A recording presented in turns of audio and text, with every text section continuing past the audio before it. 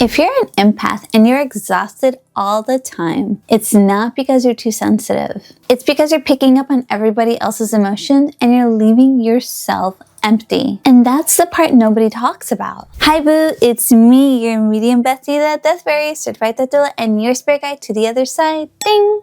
And today we're talking about empaths. Yes, you. Because everybody knows when they're an empath, and it's such a trendy word, like, oh, I'm an empath. Like, we totally get it. Yes, we're all sensitive creatures. But what most empaths were never taught was how to keep their own energy intact. And what does it mean to feel energetically depleted? Because usually what tends to happen to empaths is that you go from full to empty instantly. And it's that crash. And your body usually translates it with getting sick or feeling nauseous or any of these like physical sensations. So let's break that down and try to figure out why it is we get this and how we can fix it. First, let's remember that our sensitivity is totally a gift and it's not a chore or a job. Being sensitive it's beautiful, and it was usually seen as something that was a negative. Oh, you're too sensitive. Oh, you're so sensitive. You're always sensitive. Why is that bad? Why is it bad to sense things, to feel things, to be sensual, right? When you say the word sensual, it sounds sexy. When you say the word sensitive, it sounds weak. It's the same thing. You are able to pick up on subtle energies. That's exactly what being sensitive and sensual is. It means that you're feeling things deeply. You notice things and that you care. But here's where it goes sideways. Somewhere along the line, the sensitivity has turned into responsibility, and that is a self thing. We feel like being the sensitive person, we totally go into like nurture and we have to take care of everybody. So you'll feel somebody's sadness and you'll try to overcompensate for that. You'll try to bring them up, boost them up, or you notice tension. So you try to relax the room or try to say, oh, it's not such a big deal. Let's relax. Let's calm down. Or when you sense discomfort, your energy just like jumps in to try to like fix it. And you don't even decide to do this consciously. It just happens. Like it's very instinctual, or yeah, I guess it's like instinctual. It's like your nurture just overrides your thinking and your logic, which is great. I am a mother. I got 3 boys. I'm all about nurture, but that's how empaths end up extremely exhausted. Everyone thinks that empaths are tired because they're feeling everybody else's energy. They don't realize that empaths are tired because not only are they feeling everybody else's energy, they overcompensate. They try to fix it in a way. And when empaths feel exhausted, they often resent themselves for taking a break, or they're like, oh, why am I tired? Why do I have to take a break? They want to go, right? Because they have a lot of energy. Empaths are just abundant in energy. They have a ton of energy. They're here to, in a sense, translate for everybody, right? They're just like little translators. They emit energy, they feel energy, and it's kind of this give and take. But when you're just giving and giving and giving because you're in a room of a bunch of people who are just like, emotionally, or yeah, they're just depleted, then you're going to in turn deplete yourself. And then what? Then it's a bunch of depleted people and nobody's going to get any good out of that. And empathy doesn't mean unlimited access to you, right? You're not Captain Save-A-Boo. You're not here to like save the world. You can't, like energy-wise, capacity-wise, you physically just cannot do all of that. You can do a good amount, but you gotta re-energize and then continue. If you don't take the time to take a break and re-energize, then you're just giving and crashing. So why do empaths feel drained? We just talked about this. Empaths think that they're just picking up on other people's anxiety. So like, oh, that's their anxiety. I'm feeling that, so that's draining me. But your energy is unconsciously trying to balance out that anxiety. So, well, I guess if this is normal, anxiety would be here. So your energy being like this, it's like, oh, trying to match that, maybe trying to fill it up, maybe trying to fluff this energy to come up a little higher to match yours. You sense someone's pain, your nervous system goes, oh, let me help you with that. And nobody taught you to say no. It's okay to say no, to not have to fix everybody else's energy, to not go into this super parent mode and try to like fix everyone, right? So you give and you give and you give, and then you're dry. And then comes guilt. Why can't I help anymore? Why am I not doing anything? I feel useless. I'm so lazy. Lazy is such a big word, right? We often say that like, oh, I'm lazy because I'm laying down. When in reality, when's the last time you laid down? When's the last time you took a break for yourself? Are you really lazy, or are you just super exhausted and you need that break? Listen to me on this, because I was a flight attendant for like 12, 13 years. And this is the airplane mask rule. You always put a mask on yourself before you help your person next to you, your child, your parent, or whatever, right? Mask on yourself first, so that you can help them. Because if you don't help yourself, if you are incapacitated, you cannot help anybody. And that's the truth. Your empathy is so deep. You want to help, but you won't be able to help in the end because you're just depleting yourself. So put your mask on first so that you can be able to help. Energy works the same way. If you're depleted, you're not helping anybody. If you're burnt out, you're not healing the world. And your suffering is not going to magically save somebody else. And that's hard because you want to go there. Oh, an extreme example is somebody passed away. When somebody dies, you automatically like, oh my God, I'm so sorry, right? But then you go there, energetically you go there, and you match that. And that suffering, your self-suffering, is not going to help your friend who's already in that pain. So it's easier said than done. Like I can't not match that energy when somebody says their loved one's dead. It hurts. It does hurt. But catch yourself when you're down there. Oh, wait a minute. I don't have to be in grief to help my loved one who is grieving. I can still support them by holding that space of healing for them. They're going to need that. They're going to need to take the breaks. They're going to need to, go outside, get some sun, eat, take their mind off of the pain. And you can help them with that. That's like being a death doula, right? You want to help them in that sense. You need to hold energy for yourself so that you can help them. If you just go there with them, if you go to that sadness with them, or here's a lighter example. Your friend broke up with their whatever, right? It hurts. They're in pain, and then you automatically go there. Oh, they suck. They're awful. Like you say all the things. But that's not going to help them. That's not going to help them get over the heartache, the sadness. What's going to help them is you holding your space and saying, let's go do something. I got you. Let's go out. Let's take your mind off of it. That's how you can have a good and healthy energetic exchange, right? When they're lacking, you can give without going there yourself energetically, and vice versa.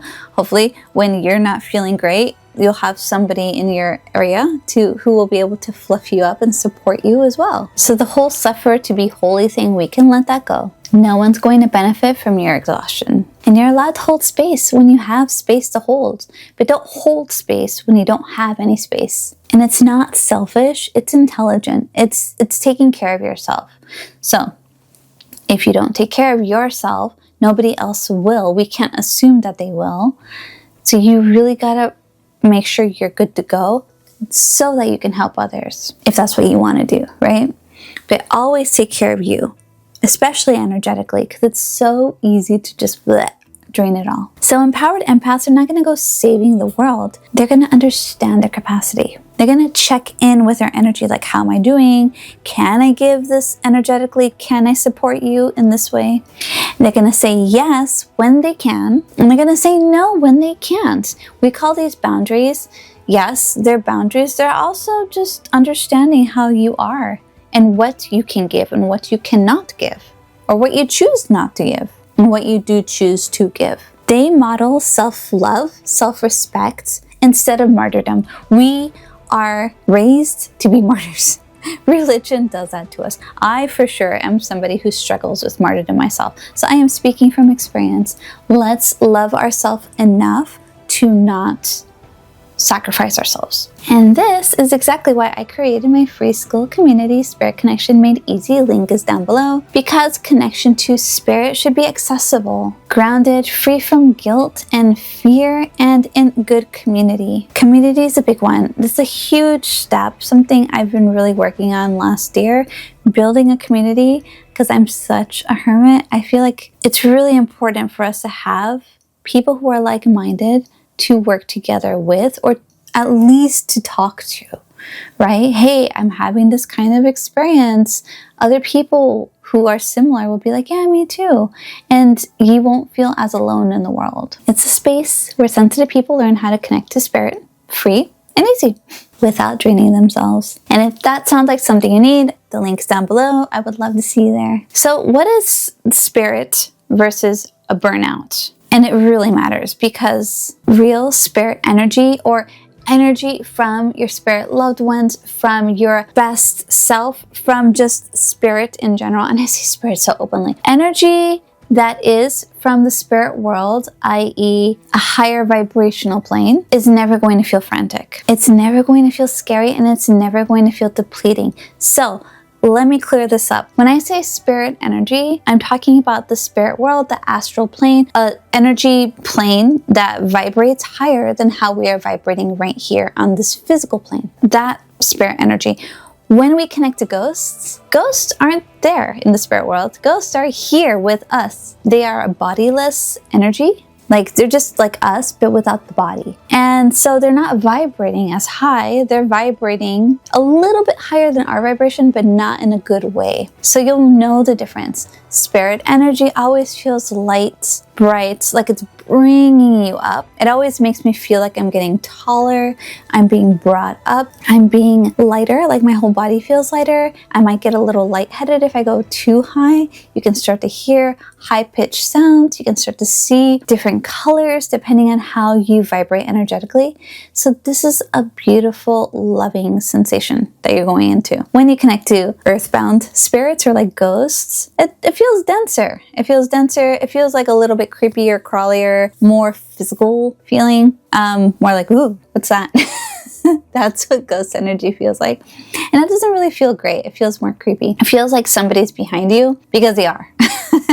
And kind of like the way you feel when you're connecting to people that you're not really into. That's kind of how I equate ghost energy to be. Like, your spidey sense goes off like, do I really want to talk to this person? Not really. Your body reacts in a way that doesn't feel as pleasant. Spirit energy, always feeling good, vibing high, such a beautiful feeling. So this burnout feeling, this anxiety, this, oh my God, I'm so tired, that is not spirit energy. It has nothing to do with spirit energy, and it never will have anything to do with spirit energy.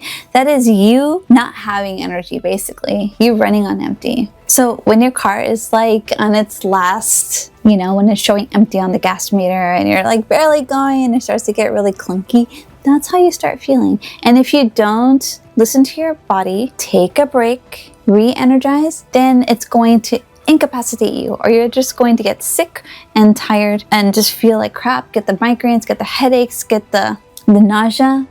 Those are really common symptoms of depletion of energy, whether that's physical or spiritual, or in any form. You're always going to feel gross. So how can you avoid getting spent out? Loving yourself more, setting those boundaries. And how can you feel better when you're feeling like crap, when you're depleted? Sleep and eat and relax. So basically, when you sleep, your body will reset. It's literally like energizing you. I mean, it's a given. Like, we all know that, but do we do that? No, because we're thinking, oh, I gotta do stuff. I have so many things I gotta do. I'm so busy, blah, blah, blah. So your mind is keeping you busy. Your sensitivity, your empathy keeps you busy, right? You're saving the whole world. So you're gonna crash. So definitely sleeping, right? Well, but what if I can't sleep? Then try to relax. Lay down, read a book, listen to books. If you can't read because your eyes are hurting, blah, blah, blah, listen to a book. I guarantee you it will knock you out. Listen to the most boring book ever. Oh my God, I was listening to every time I listen to Game of Thrones, like, it knocks me out. It's such a good bedtime story because it's so like fantastical, and it's very long, and there's like a bajillion characters. So if you're not closely listening, you're just like, who's that again? What? Huh? What's happening? It's really calming. It's really relaxing. You can do the baths if you like baths. Some people don't like baths, so then take a shower. Just like what you would do for a little baby. You want to get them to get ready for bed. You're going to feed them. You're going to give them a shower or a bath. You're going to put all this yummy cream on them. Not yummy, but like soothing cream on them. Then you're going to read them a book. Then you're going to put them to bed. Maybe give them some milk. That's what you want to do for yourself. Why? Because we're all just big babies anyways. Honestly, we are. I was a teacher for like 11 or so years in Japan. And yeah, I treat my children like I treat my friends, like I treat my passengers on the airplane, right? You take care of them like children because it's so comforting. Everyone needs that love, that TLC that they didn't get when they were babies, or they might not have gotten enough of. I digress. So, and eating is important. Eating grounds you. Eating grounds you instantly. And the heavier the meal, the better. And I'm not saying like go out and get like something super unhealthy, although like who cares at that point when you're feeling like crap, just eat something. But definitely like if you eat meat is very grounding. Alternatives are like beans, tofu, something that's, a bit more protein rich is definitely going to ground you, instantly ground you. You don't want to go eat a salad. I mean, like that's not going to give you much. That's not going to give you enough energy for your body to burn anyways. So you want to think carbs, protein, more protein than carbs. These kinds of things will make you feel better. That's why the cup of milk. Or have you seen those golden milks? Those are like turmeric with milk and cinnamon and ginger and kind of brewed into like a latte almost, and you drink it before bed and it calms you and relaxes you. The turmeric's got that anti-inflammatory along with the ginger and the cinnamon. It all works. There's a reason why our grandmas, our abuelas gave us these things. It's because it worked. If you're Mexican, it's chamomile tea, manzanilla, with a little bit of honey and lemon. I grew up on that stuff. If I was sick, chamomile. If I had a stomachache, chamomile. If I had a cold, chamomile. Like everything was chamomile. So thank you to my family for giving me a beautiful lesson in how to heal my body with food. Tangents, but yes, you're empathic. Yes, it's good. Yes, you have a lot of beautiful energy and you can sense a lot of things. So things are yummier, things feel amazing, things are so much fun, but they can get harder and you can drain yourself. So let's protect ourselves while we are energetic and sensitive, sensual creatures. So if this resonated with you, please subscribe and like and share this with somebody who you feel it can help. We are here to help each other to grow energetically, to understand how to strengthen our energy and protect our energy. And understanding how you use your energy is one of the first ways you can protect yourself. You're not alone in this. I got you. We got you. You're good. And spirit is always with you. So I use we in that sense. You're never alone. You're always supported and guided by loved ones in spirit and in physical. And again, if you want to learn how to connect to your spirit loved ones, link is down below for my free Spirit Connection Made Easy school group. So remember, boo, spirit is calling. Will you answer the call? Ding.